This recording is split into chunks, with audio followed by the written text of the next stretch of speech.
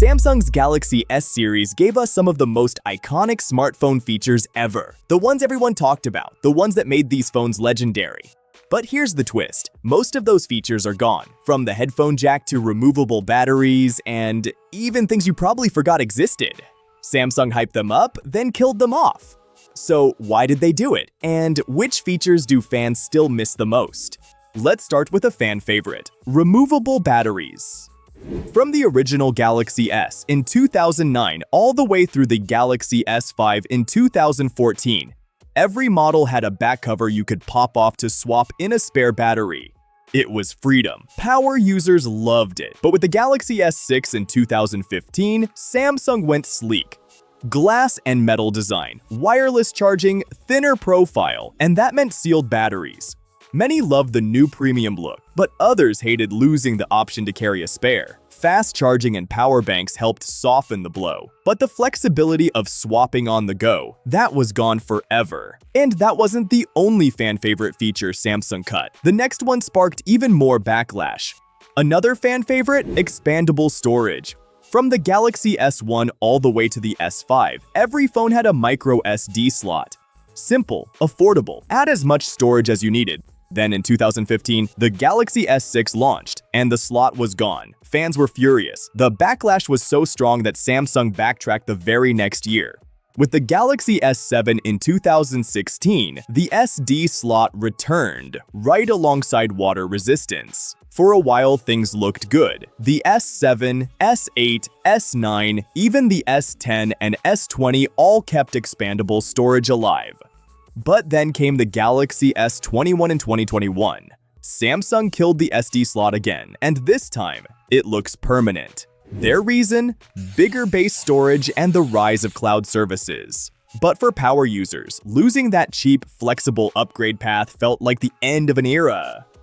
And just when fans thought Samsung had learned their lesson, the company dropped another must-have feature. But this time, it never came back.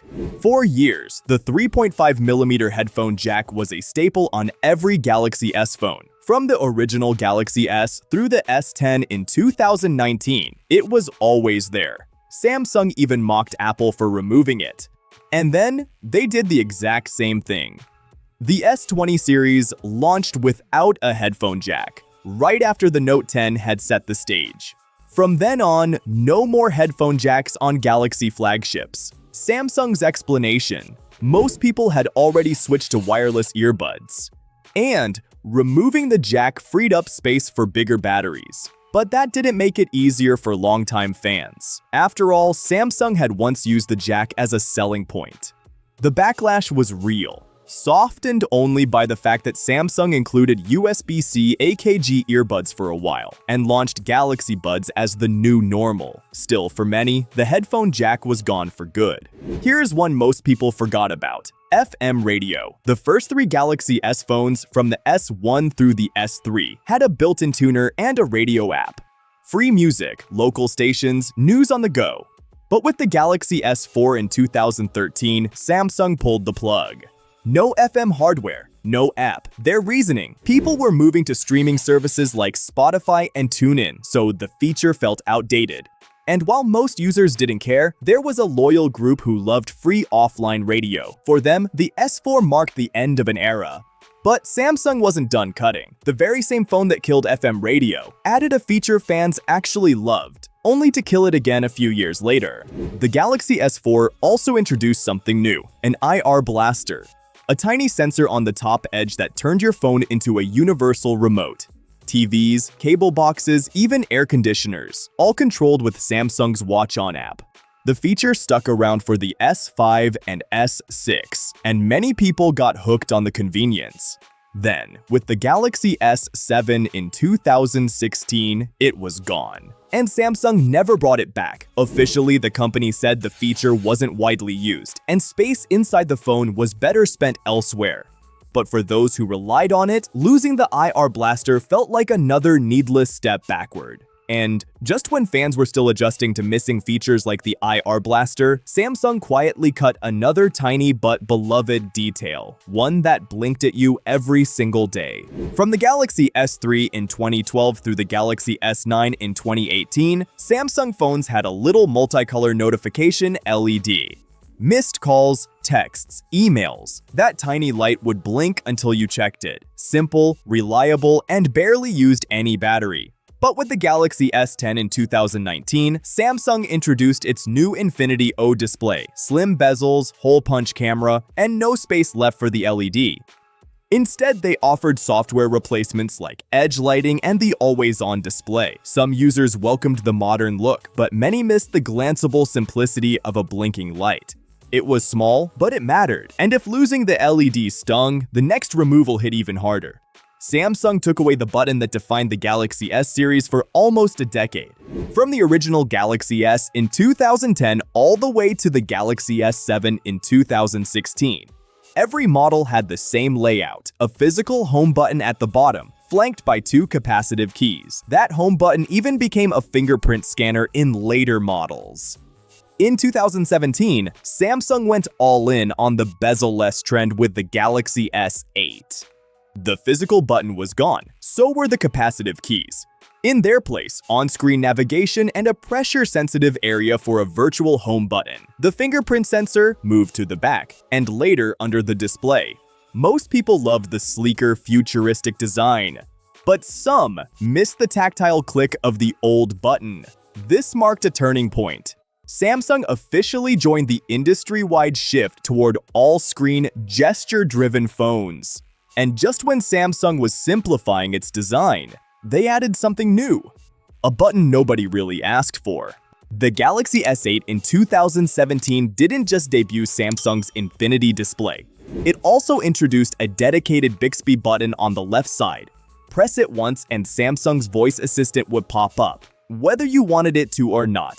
At first, you couldn't even remap it, which drove people crazy. By the Galaxy S10 in 2019, Samsung finally allowed remapping, but the damage was done. In 2020, the Galaxy S20 ditched the Bixby button entirely, leaving just power and volume keys. Bixby still lived on, hidden in the power key, but the dedicated button was gone for good. Most users didn't miss it. For many, it was just clutter. Or worse, an accidental press waiting to happen. Its removal made the phone's hardware cleaner, and it showed Samsung backing away from ideas that didn't stick. But the Bixby button wasn't the only experiment Samsung abandoned. Around the same time, they dropped one of their boldest security features ever. First seen on the doomed Galaxy Note 7 in 2016, and later on the Galaxy S8 and S9, the iris scanner was meant to be futuristic. Hold the phone up, and it scanned your eyes to unlock. In theory, it was ultra secure. In practice, it was awkward. You had to line up your eyes just right, sunglasses didn't work, and it required extra sensors in the front of the phone. By 2019, Samsung gave up on it. The Galaxy S10 killed the iris scanner, replacing it with an ultrasonic fingerprint reader built under the screen and improved face unlock. A few die-hard fans missed the added security, but most didn't care.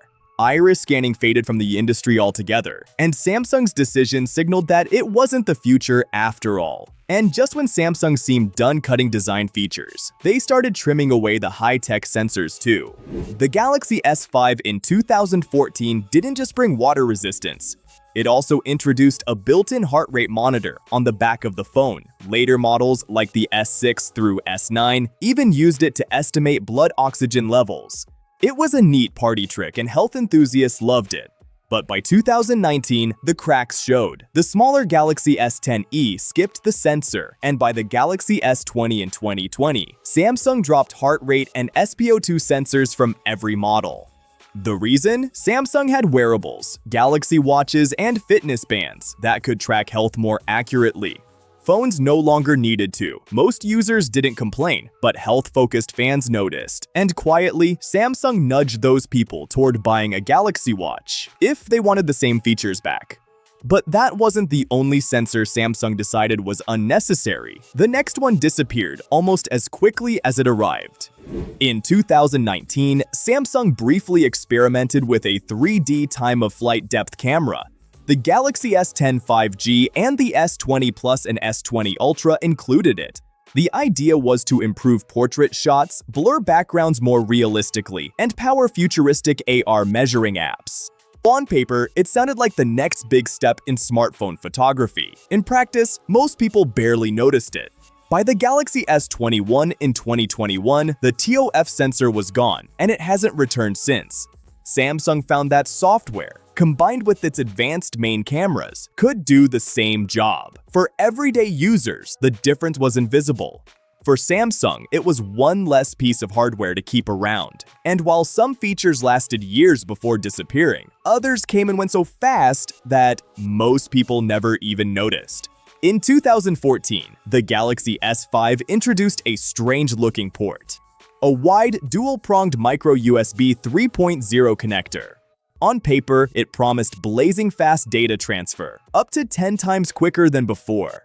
In reality, it needed a bulky special cable and offered little benefit for everyday charging. By the very next year, Samsung ditched it.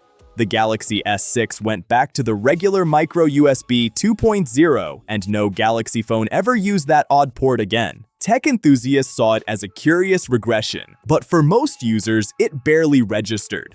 Soon after, Samsung solved the problem properly with the universal USB-C connector on the Galaxy S8. But not every removal was forgettable. In fact, the next one killed off a feature that once gave Samsung a massive advantage over Apple and every other competitor. When Samsung launched the Galaxy S6 in 2015, it came with something revolutionary: MST technology. Unlike regular NFC, which only works on modern tap-to-pay terminals, MST could mimic the magnetic stripe on your card. That meant Samsung Pay worked almost anywhere you could swipe a card, even at old gas stations or corner shops. For years, it was one of Samsung's secret weapons, running strong through the Galaxy S20. However, by 2021, with the introduction of the Galaxy S21, Samsung began phasing out MST. NFC had become the global standard, and keeping MST added extra cost and components. In markets like the US and India, the hardware was gone entirely. For a loyal group of users, losing MST felt like losing Samsung Pay's superpower. From then on, Samsung Pay, now Samsung Wallet, relied solely on NFC, marking the quiet end of one of Samsung's most practical innovations. And while some features faded quietly, others were once the very symbol of Samsung's design, until even those were scaled back. Back in 2015, Samsung wowed everyone with the Galaxy S6 Edge. A screen that spilled over the sides, futuristic, flashy, and unlike anything else at the time. It became a Samsung signature. The S7 Edge, then the S8, S9, and S10 all leaned into those bold curves. Edge lighting, app panels, even marketing revolved around it. But as the years passed, the curves got flatter. The Galaxy S20 and S21 dialed them down. The S22 and S23 offered flat displays on regular models, and now the deep curve of the old Edge era is gone. Today's Galaxy S phones are mostly flat again, prioritizing durability and comfort over looks. Some users celebrate the change: fewer accidental touches, easier screen protectors. Others miss the futuristic vibe. Either way, the era of the dramatic Edge display is over. But Samsung's most surprising removal came even more recently. For years, the S Pen was reserved for the Galaxy Note. That changed in 2021, when the Galaxy S21 Ultra added support, and by 2022, the Galaxy S22 Ultra came with a built-in S Pen. Note style, even better. You could wave it to control apps, use it as a presentation remote, or snap photos from across the room. The S23 Ultra carried that forward. But in 2025, Samsung shocked fans. The Galaxy S25 Ultra shipped with an S Pen stripped of Bluetooth. No battery, no air actions, no remote shutter, just a classic stylus for writing and sketching. Samsung's reasoning: less than 1% of users ever use the Bluetooth tricks. And removing it shaved off some bulk and complexity. Most people won't notice. Note-taking and drawing still work perfectly, but for the passionate minority who loved using the S Pen as a remote, it felt like Samsung had clipped the wings of one of its coolest tricks. And it wasn't just hardware Samsung stripped away. Over the years, entire pieces of software quietly vanished too. In 2012, Samsung launched S Voice on the Galaxy S3. It was their answer to Siri, a voice assistant built into TouchWiz. For a few years, it came pre-installed on every Galaxy S phone, from the S4 through the S6. But by 2017, S Voice was already on life support. Samsung introduced Bixby with the Galaxy S8, positioning it as a smarter, modern replacement. After that, S Voice was basically abandoned. Finally, in 2020, Samsung pulled the plug for good, shutting down the servers on June 1st. By then, hardly anyone cared. Most users had long since moved to Bixby or Google Assistant. S Voice now survives only as a memory of the early voice assistant era, one that never quite kept up. But Samsung's software experiments didn't stop there. A few years earlier, they packed their phones with flashy tricks that looked futuristic, but didn't last long. Remember the Galaxy S4 in 2013? It was loaded with wild features. Wave your hand to scroll, tilt your head to move a page, videos that paused when you looked away, air gestures, smart scroll, smart pause. The list went on. They looked incredible in demos, but in real life, most of them barely worked or felt gimmicky. By the time the Galaxy S6 and S7 came around, those features were quietly dropped. And with Samsung's cleaner One UI redesign, the old Smart disappeared entirely. The only survivor was AirView, but only for S Pen users on the Note. Most people didn't miss the change. In fact, many welcomed it. Reviewers called the features clutter and bloat, and streamlining the software made Galaxy phones feel faster and more reliable. Still, for the small group of fans who actually use them, it was the end of some of Samsung's most ambitious, if impractical, ideas. And beyond the big-name features, Samsung also killed off some quirky experiments, clever at the time, but quickly forgotten. In 2012, the Galaxy S3 introduced S-Beam, Samsung's twist on Android Beam. Tap two phones together, and you could instantly share photos, videos, or files. NFC started the connection. Wi-Fi Direct did the heavy lifting, making it faster than Android's standard version. It carried on through the Galaxy S4 and S5, but by the Galaxy S6, it was gone. Google was already phasing out Android Beam, and very few people used S-Beam in the real world. Today, Nearby Share and other wireless tools fill the gap.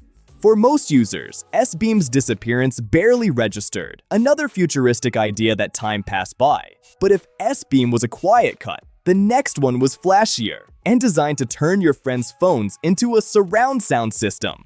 The Galaxy S4 also debuted Group Play, a feature that let multiple Galaxy phones sync up. You could blast the same song from different devices for a makeshift surround sound party, share photos in real time, or even play multiplayer games together. It sounded amazing on stage. But there was a catch. Everyone needed a compatible Samsung phone, which made it hard to use outside of demos. Group Play hung around for the Galaxy S5, but by the S6, it was gone. By then, Bluetooth speakers, cloud sharing, and better apps had made it irrelevant. The removal wasn't controversial. Most people barely noticed. Group Play was one of those fun but forgettable experiments that showed how Samsung sometimes tried to do too much. In 2014, the Galaxy S5 launched with a clever trick called Download Booster. The idea was simple. Combine Wi-Fi and LTE at the same time to download large files faster. Over 30 megabytes, both connections kicked in, merging their bandwidth. The feature stuck around for a few generations, including the S6 and S7. But by the late 2010s, it was gone. On phones like the Galaxy S20, the option had quietly vanished from the settings. Network speeds had improved, 5G and fast Wi-Fi made it less relevant, and running two radios at once could drain the battery or overheat the phone. A few savvy users noticed and asked where it went, but for most people, Download Booster disappeared without a trace. And that wasn't the only service Samsung quietly cut. One of their biggest online offerings also got the axe. For years, Samsung Cloud was built into Galaxy phones as a one-stop backup solution. photos, videos, files, all synced automatically. But in 2020, Samsung announced that part of the service was shutting down. By 2021, Gallery Sync and Drive Storage were gone. Replaced with Microsoft OneDrive integration, Galaxy users had to migrate their photo backups or risk losing them. The reasoning was clear. Maintaining a full cloud storage system didn't make sense when Google and Microsoft already dominated. The response was mixed. Some welcomed the seamless OneDrive partnership, especially if they were already using it. Others were frustrated at losing the free 15 gigabytes of Samsung Cloud and having to shuffle their data around. Today, Samsung Cloud still exists, but only for basic device backups. Its days as a true file and gallery sync are over. And beyond hardware and sensors, Samsung also trimmed down some of its services, quietly phasing out perks and panels that once seemed permanent. For a while, Samsung Pay wasn't just about payments. It was gamified. Every purchase earned you points, climbing tiers for perks like gift cards and discounts. It was available in the US and select regions, and a small group of users really leaned into it. But by December 2020, Samsung pulled the plug. Rewards and loyalty tiers were removed from the app completely. The reason? They simply weren't boosting Samsung Pay usage as hoped. The removal went mostly unnoticed, except by loyal users who had racked up points. For them, it was the end of one of Samsung Pay's most unique incentives, and it happened right as MST was being phased out too. And it wasn't just payments. Even Samsung's home screen experiences couldn't escape the cycle of removal and replacement. Since the Galaxy S4, Samsung phones have always had a content feed tucked to the left of the home screen. At first it was My Magazine, powered by Flipboard. Then came Flipboard Briefing. Then Update in some regions. Then Bixby Home. Then Samsung Daily. And finally Samsung Free. Or even Google Discover. Each one replaced the last, leaving the older service dead in the water. The cycle became so frequent that most users just disabled the panel altogether. By the S21 and S22, Samsung finally allowed Google's Discover feed as an option, a sign they were stepping back from pushing their own solutions. And finally, beyond the big-ticket cuts, Samsung also swept away dozens of smaller apps and tools that once defined the Galaxy experience. Over the years, Samsung has retired a long list of preloaded apps and extras. Remember Milk Music, Samsung's streaming service from 2014, gone by 2016. The Samsung Hub and Chat-on Messenger from the early Galaxy days, both retired. Even the built-in Samsung music and video players stopped shipping on phones around 2017, replaced by Google or third-party apps. The same happened to the old gallery video editor, USB mass storage mode, and Miracast screen mirroring, all phased out as Android evolved and Samsung streamlined with One UI. Most of these removals weren't controversial. In fact, many users welcomed a cleaner, less cluttered interface. If you really wanted certain apps, like music or voice recorder, you could still grab them from the Galaxy Store. But as Samsung shifted focus, the days of loading Galaxy phones with every possible tool were over. The goal became simplicity, integration, and sticking closer to core Android. In the end, these small cuts reinforce the bigger trend. Samsung constantly experiments, but isn't afraid to throw features away when the world moves on. Looking back, it's clear the Galaxy S series has evolved by constantly experimenting and constantly killing off features, even ones fans adored. Some cuts made sense, others still sting. But here's the real question. If you could bring back just one Galaxy feature, which would it be? Drop your answer in the comments. I'd love to see what people still miss most. This is Techtics, and I will see you in the next one.